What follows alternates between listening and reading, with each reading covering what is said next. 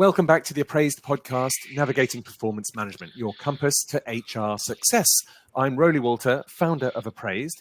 And in our last episode of the year, I'm joined by the amazing Appraisd Customer Success team. We've got Richard, Emily, and Roz, who are all customer success managers at Appraisd and with years of experience under their belts. Our CS team has seen it all, the good, bad, the ugly, helping clients across the globe navigate the demands of employee performance. And today, they share insights from their journey, highlighting how organizations are embracing new trends and technologies while offering some fun and unexpected perspectives on the current state of performance management. What a great episode to end the year with. So Richard, Roz, Emily, welcome and thanks for joining us. Hello, thank you. Hello. Okay, so no one works more closely with our customers than you guys. So between you all provide a huge amount of support and guidance to every single Appraisd customer.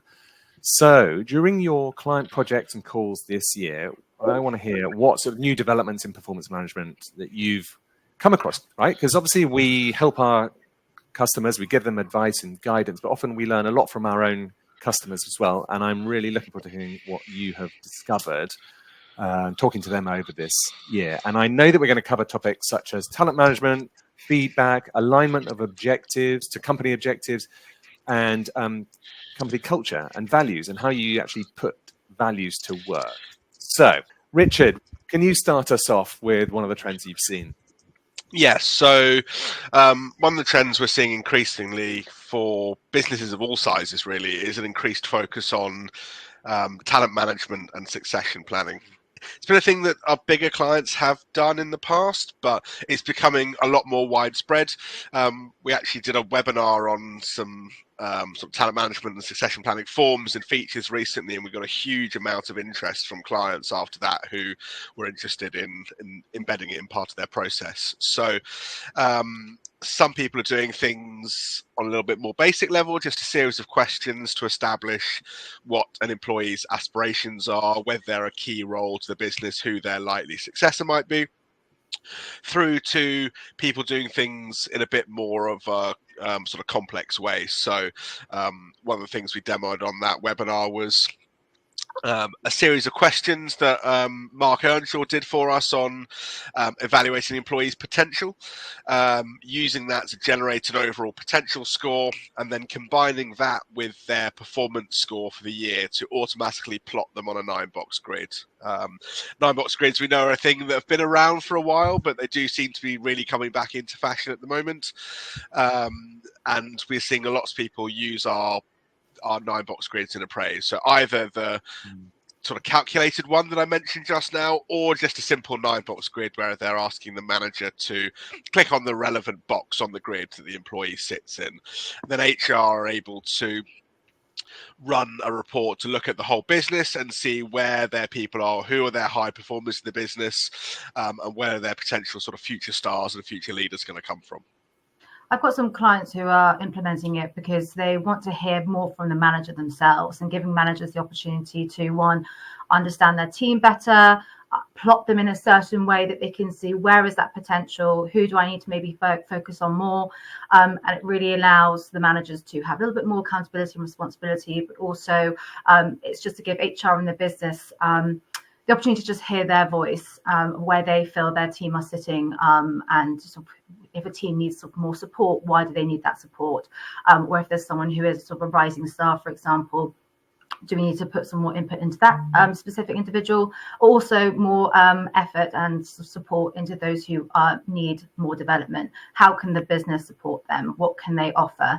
Any resources, any training and things like that. So I've got some clients who are really just trying to find that out a little bit more than they previously did when they haven't or had yet to implement talent management. The other big aspect of it that's really important is the sort of employee aspect. So we talk a lot about talent and succession being an exercise that employers and companies use to make sure that they've got their sort of workforce planning right. But the other aspect is on the staff retention side of things. So it's really understanding what their employees want from their career, what their aspirations are, and enabling the business to act on those. So have conversations with the employees about how does the business support the employee to get where they're going to go, what's their current performance level, what's the requirements of the role that they're looking to move into, and working with the employee to create a bespoke plan to work with them to enable them to achieve that career progression that they're looking for and ultimately stay within the business. We all hear of the stats around the cost of replacing employees, particularly high performing employees for businesses. So unless you're having those conversations with your employees and understanding what they want, it can't come as a surprise to businesses when they look for that somewhere else. Yeah. And one of my clients actually is kind of on what both of you said, really, about kind of looking at the people who are in the like top kind of corners of the 9-box grid, and then kind of really supporting them and making sure that they feel like they can grow and still feel challenged and all of that, so that they don't leave and that they still feel really rewarded in their careers, because they obviously want to nurture them and not lose them, so they really use it to like kind of put what they do next with them, and then they kind of follow this kind of check-in flow to really help nurture their growth as well.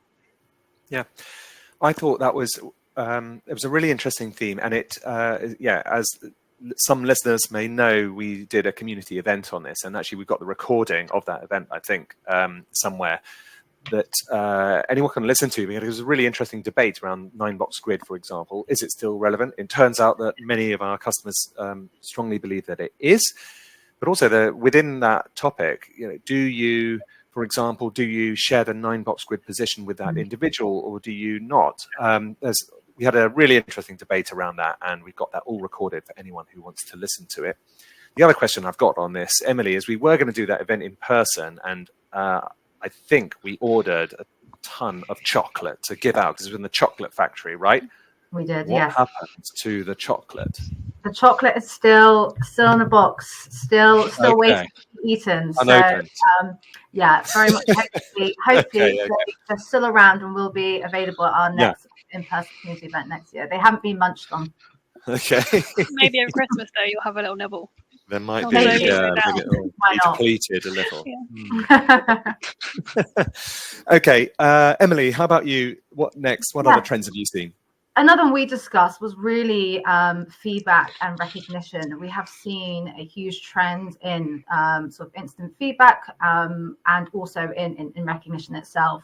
I have many clients who have recently enabled recognition within their Appraisd account, and a lot of them align them to their values.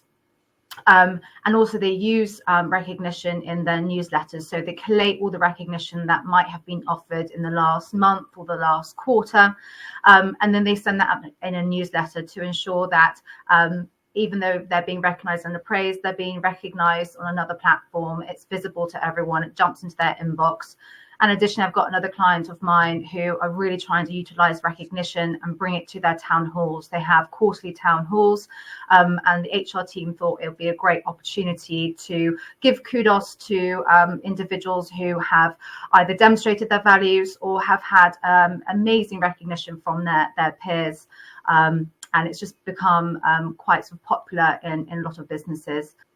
One of my clients is also using it to allow employees to basically nominate their colleagues when they've done a good job. So they send one of the HR team a piece of feedback about somebody else so that they don't immediately see it, but it allows HR to like collate it, and then they kind of send out little rewards or little gifts to the people who've done a good job. So that's also an interesting way of using it, and it's not like it's not what a lot of people are doing, but they think it's really useful and it's a cool alternative. I also have a client who we can do it where recognition can be drawn into reviews and check-ins. So I have a client who at every touch point, they have so quarterly check-ins, and they have maybe their annual reviews and biannual reviews and so forth. But what they do is they ensure that recognition for that employee is being drawn into that check-in. So the manager and the employee can recognize it, maybe have a conversation about it, because they're really, really trying to drive through recognition and trying to make it part of their culture. And so they started about 6 months ago. So it'd be really, really interesting to see how it develops and if they do see it as a big benefit. But it's a massive, massive driver for their culture. Talking of clients on that journey, I've got one who's doing a similar thing. So they started off by having sort of recognition in there, going on the recognition wall, that putting into reviews and check-ins, but now they've taken that a step further. So they've got it configured now so that recognition that's sent in Appraisd can also be sent from Slack, but it also all goes to a single Slack channel. They live in Slack. That's what they use all day, every day as their sort of communication tool. So all of the recognition goes to this Slack channel. Everybody sees it. It's really front and center. And we got a comment from them saying this Slack channel is the best thing ever. Actually, I think Rachel was on an earlier episode of the podcast, so have a look out for that if you want to hear a lot more information about what they're doing around recognition. Good one. Yeah, absolutely. It was a great podcast episode, and they're a really interesting company doing some interesting things. So you can find that episode on our website or in all the usual podcast apps, I believe. Fantastic. Okay, Rosalind, how about you? So another trend we've been seeing recently is kind of more of a movement to aligning individual objectives with company-wide goals or departmental goals. So yeah, we're seeing a lot more people wanting to have this kind of visibility and this connection between all of their objectives.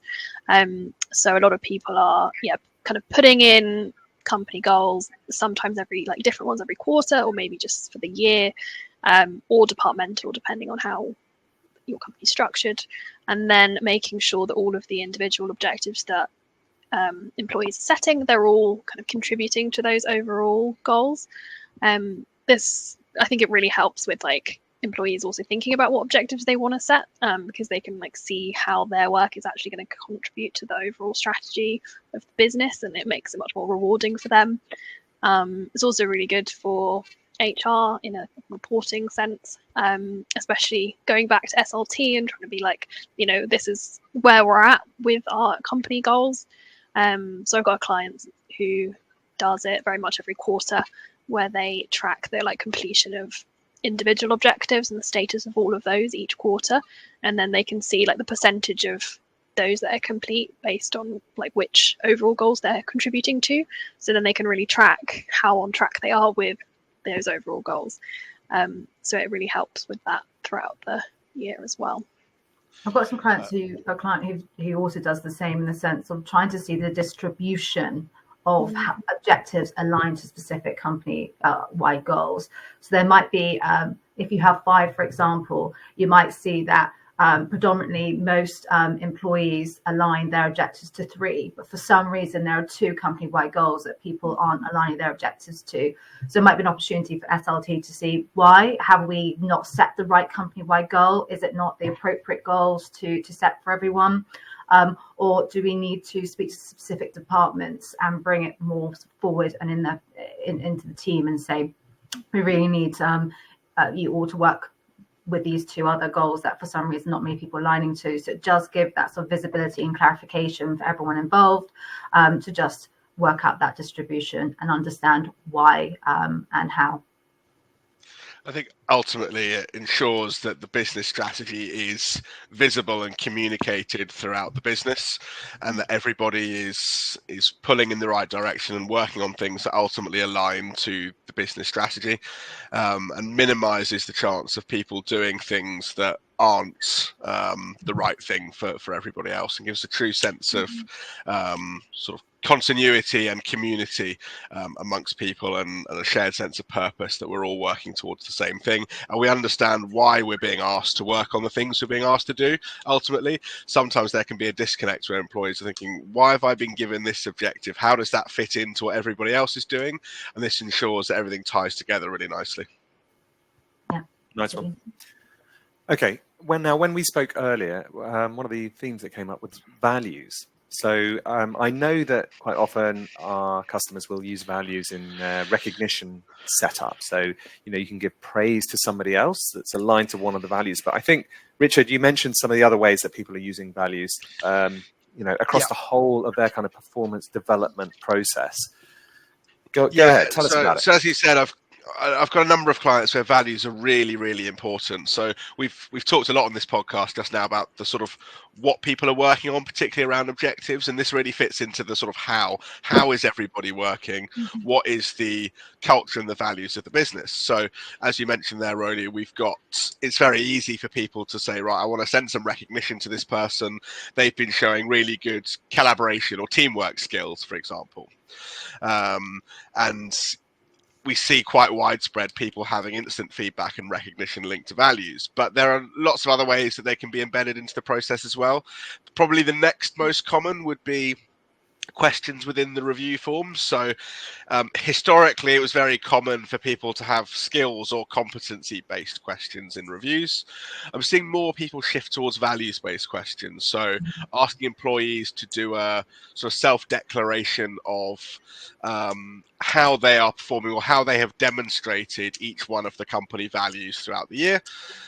Some people have one question per value. Some of them will just have a single text box and ask for a general statement against the values.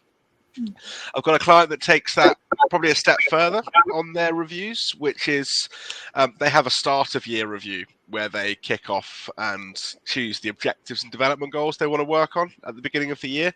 They also ask each employee to pick 3 values that they want to really work towards, and what initiatives are they going to do that really demonstrates the values throughout the year. Another idea on objectives is, and I've got clients that do this for both objectives and personal development, is when they add the objective, they ask which value is going to be demonstrated through working on that objective. And it's not necessarily a single value. They have all of their values as a sort of multi-select option, and they can pick multiple values that will be demonstrated through the course of working on and hopefully achieving that objective. So it really is in every single part of their performance management process. That's really not just written up on the walls on a poster in the office. This is really putting them to work, isn't it? Yeah, and they have a nice little graphic with all of their values on and what each value means that's embedded all over the place, and it's really front and center. Yeah, I've got lots of clients who sort of try and live and breathe it in a sense, where they really want to push the culture of the business. What do we as a business value? Let's put those values in front of everyone in the business and see how everyone can demonstrate them. And just ensuring that, as Roly said, they're not just stuck on a wall, that people might forget what their values are sort of a week later. They sit in so many different multiple places at different points throughout their year. And they really get to sort of really reflect and think about the company values. So I think tying in both the values and the objectives that we've done before, ultimately organizations and companies are collections of people, and if you can ensure that your people are all aligned in what they're working on and how they're working, it results in a much more harmonious and hopefully effective company. Yeah, I've had a lot more conversations about this kind of thing with a lot of my clients. Like, it's a really common theme at the moment of like them of kind of talking about, like, they might be rating competencies or something at the moment, but they're like, or setting objectives, that's kind of standard thing, and then they're like, but we actually care about how people are doing it, and that's becoming as important, really. I've got a lot of people doing kind of 360 feedback on values as well, so similar to what Richard mentioned about kind of pulling it into review forms, and also there's obviously the instant feedback, but doing it more like inviting feedback givers in the annual review, for example, to discuss how the employee has shown the values in their work, and then using that as part of the like overall ratings and things like that. It's definitely coming up like a lot more. Yeah, I've on that topic, I've got a number of people in their overall performance rate for the year is calculated, and it's generated as taking the objectives or performance score, taking the score from the the values, the sort of how, and combining that into the overall rating. And some of them have got a weighting in there. They might say, right, 60% of your overall score is to do with the what, 40% is to do with the how, but we can take all of those inputs and generate that overall performance score for the individual. I have a client who's sort of increasing that weighting. So prior, it would be 90% were objectives, 10% were values, and that weighting was then calculated in the overall rating. But they're trying to slightly equal that, and they're sort of decreasing it. So this year they're doing 80% the objectives, 20% values, and then they're going to move one step ahead next year. So yeah, that importance of values is being stressed within that business and slowly being increased in the coming years. Thanks a lot, guys. So there we go, 4 interesting trends that we've heard over the past year. And now we're going to move on to a section where I'm going to embarrass all 3 of you by reading out some of the amazing things that our customers have said about us over the last year. Actually, most of these quotes, I think, come from the last month or 2, which is great. Okay, so I'm going to read these out, and you have to say which of your colleagues received this, okay? And these are partly about the 3 of you, but also about the whole company and the product team as well, who've built such a great product. Okay, so let's start off with this one. I love this, okay? So someone wrote to us and said, I only have wonderful things to say. Appraisd has made me and my team look so good. Who got that one then? I think I saw this when it came in. I think it's obviously about everybody, but I think, Ros, this is a client that you very much take ownership of and have driven that really good work. Yeah, great work. Fantastic. Well done, Ros. Okay, I have to say, working with Appraisd is an utter dream compared to some other systems we use. Another great one. Who got that then? Can anyone nominate a colleague? That was one of Em's clients. Okay. Well done, they were then. talking to me at the time, but they were works with them all the time, so it was definitely me. Okay. Okay, and then this one is obvious, I'm afraid. Thanks again for all your help. I also wanted to let you know that Richard has been a massive help and has been amazing to work with. His service has been fantastic and always willing to jump on a call to help us get the updates, changes ready. He's a pleasure to work with. Richard, well done. Okay, so all 3 of you, you've done brilliantly to get this feedback, and it's really wonderful to hear that from our customers. So well done. Thank you. Okay, so anyone listening, if you like the sound of Appraisd, you can check us out at www.appraisd.com and get in touch for a chat or a tour or a little free trial, maybe, whatever you like. So Richard, Ros, Emily, thank you so much for joining the podcast today. Brilliant. Thanks for having me. And thanks to everyone for listening today. Don't forget to follow the Appraisd podcast on all the usual channels, Appraisd website, Spotify, and Apple Podcasts, and see you again in the new year. Thank you very much.